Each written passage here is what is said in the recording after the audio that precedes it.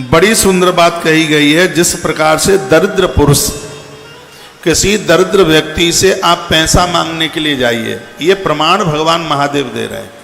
जिस व्यक्ति के पास पैसा नहीं है, वो धनहीन है, उसके पास आप ऋण मांगने के लिए जाएं तो व्यक्ति तुम्हें खाली हाथों से वापस कर देगा। उसके पास है ही नहीं तो वह आपको कहाँ से दे देगा। भगवान शिव पार्वती को सुनाते हैं, था अर्थहीनो लोके अस्मिन् परसर्तम न इच्छति। जैसे अर्थहीन व्यक्ति से, धनहीन व्यक्ति से कभी भी धन की कामना नहीं की जा सकती। जिस ब्राह्मण के पास गायत्री की शक्ति नहीं है, उससे भी आशीर्वाद की कामना नहीं की जा सकती।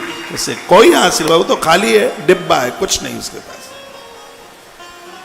तो गायत्री का तो ऐसा प्रभाव है, जिस घर में गायत्री का जब नया मकान बनाए, ब्राह्मणों को बुलाकर गायत्री जरूर जपवाएं, क्योंकि जिस घर में गायत्री का जप हुआ है उस घर में बिजली नहीं गिरती, उस घर में तूफान से दीवारें नहीं गिरती, उस घर के किवाड़ों में अग्नि का, आग का प्रकोप नहीं होता। ऐसा से महापुराण ने लिखा है। यह गायत्री का यह प्रभाव। कभी भविष्य में आप, मैं तो कहूँगा कि जिनका घर बन भी गया है, एक अनुष्ठान गायत्री का अपने घर में जरूर कराइएगा। गायत्री का मतलब है जो हमें गिरने से बचा लेती है, हमें पतित होने से बचा लेती है, हमें पतित नहीं होने देती। यह गायत्री का प्रभाव है अपने आप में। तो स्वयं शुद्धो ही पूतात्मा निरांशस्तात्मरहति, जो स्वयं शुद्ध पवित्र है, जिसके पास में अपनी आराधना की, जिसके पास ताकत है, वही इस जगत का कल्याण वह कर सकता है। क्या शुद्ध बात कही गई है। चार चीजें, इन चार चीजों के लिए ब्राह्मण शुद्ध होना चाहिए। ब्राह्मणम श्रेष्ठाय आयुः यत् काले सुसमाहितः। वो चार कौन कौन से हैं। एक, दान। दान किसको दे रहे हैं ये मैं तो नहीं उसमें ये मैं तो नहीं है, वो जिसको दे रहे हैं वो कितना पवित्र। कल मैंने कहा सहयोग दुनिया का कर सकते हैं, लेकिन दान सिर्फ ब्राह्मण को ही दे सकते हैं। तस्मात् दाने जपे होमे पूजायाम सर्व कर्मणि।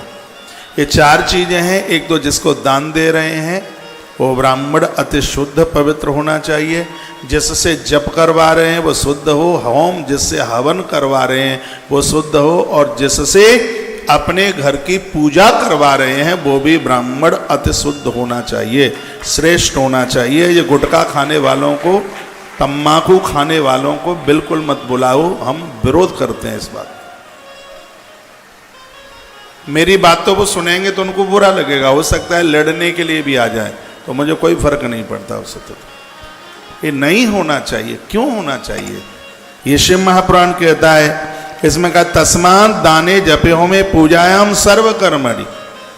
ये आप चार कामों के लिए शुद्ध ब्राह्मण उच्यते, शुद्ध ब्राह्मण की जरूरत है, पवित्र ब्राह्मण की जरूरत है।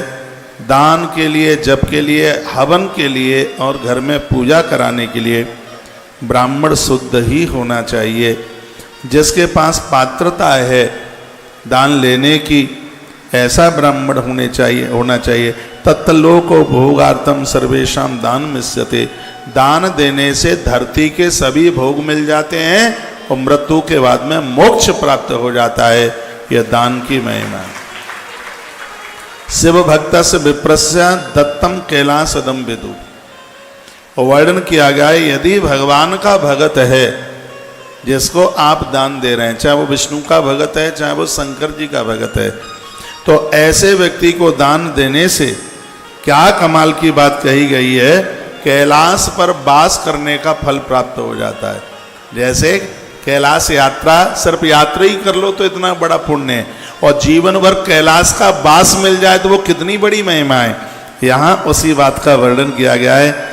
एक बार जयकारा लगाइए, बोलो भक्तु वत्सल भगवान की, श्री हनुमान जी महाराज की जय। जय श्री राधे, जय जय श्री राधे, श्री राधे।